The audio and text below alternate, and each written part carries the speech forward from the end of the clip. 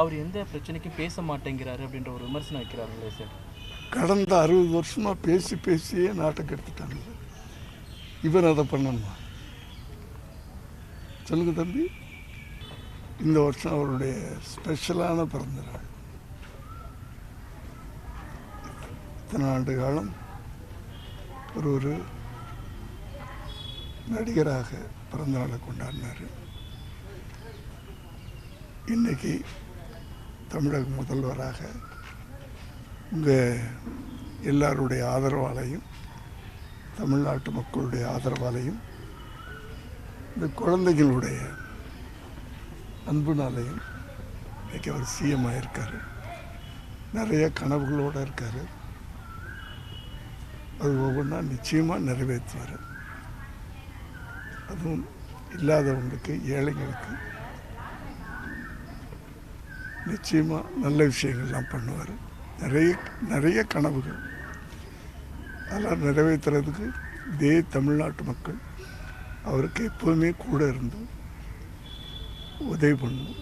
இதுதான் என்னுடைய ரிக்வெஸ்ட். வணக்கம். அவர் எந்த பிரச்சனைக்கும் பேச மாட்டேங்கிறாரு அப்படின்ற ஒரு விமர்சனம் வைக்கிறார்களே சார்.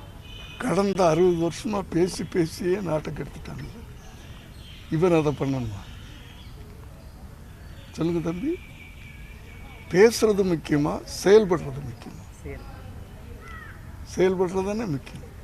செயல்படுறதா இல்லையா? படுறார். அப்புறம் எதுக்கு பேசணும்?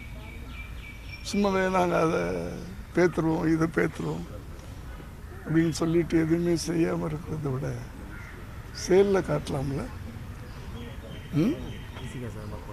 அதுதானே அதை பண்ணுறாரு.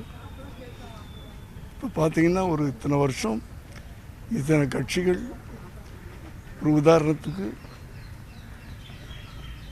பிசிகா இத்தனை வருஷம் அவங்க மக்களுக்கு நல்லது பண்ணணும், சர்வீஸ் பண்ணணும், அந்த நோக்கில் தானே ஒரு கட்சியை ஆரம்பித்து பண்ணாங்க. அதுக்கு ஒரு அதிகாரம் கொடுத்தாங்களா அவங்க? இதுக்கு முன்னாடி ஆண்டவங்கள்லாம் ஒரு அதிகாரம் இருந்தால் தானே அதை பண்ண முடியும். ஒரு அதிகார பகிர்வு பண்ணாங்களா?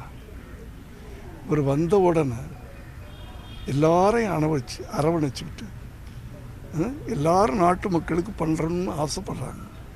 அவங்களுக்கெல்லாம் வாய்ப்பு கொடுக்கணும்ல. நம்ம அந்த அதிகாரம் இருந்தால் தானே அந்த வாய்ப்பை பயன்படுத்த முடியும். அது மாதிரி இன்னைக்கு இந்த தம்பி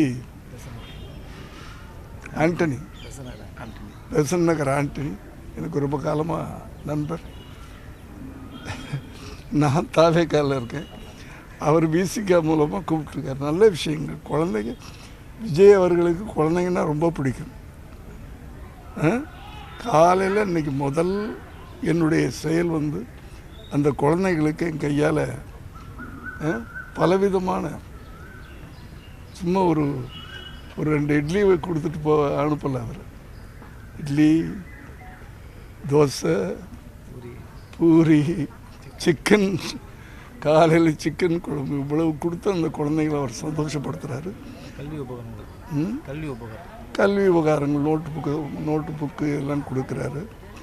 அவரை நான் என்கரேஜ் பண்ணணுமா இல்லையா? அதுக்காக நானே அவருடைய ரிக்வெஸ்ட்டை ஏற்றுக்கிட்டு இதை பண்ணியிருக்கிறேன். அவர் வாழ்க, அவருடைய கட்சியும் வாழ்க. இனி செல்லும் இடமெல்லாம் செய்தி. தந்தி டிவியின் வாட்ஸ்அப் சேனலை ஃபாலோ பண்ணினா செல்ல இருக்கும் இடமெல்லாம் செய்தி. இதோ QR கோட் இப்பவே ஸ்கேன் பண்ணுங்க, ஃபாலோ பண்ணுங்க.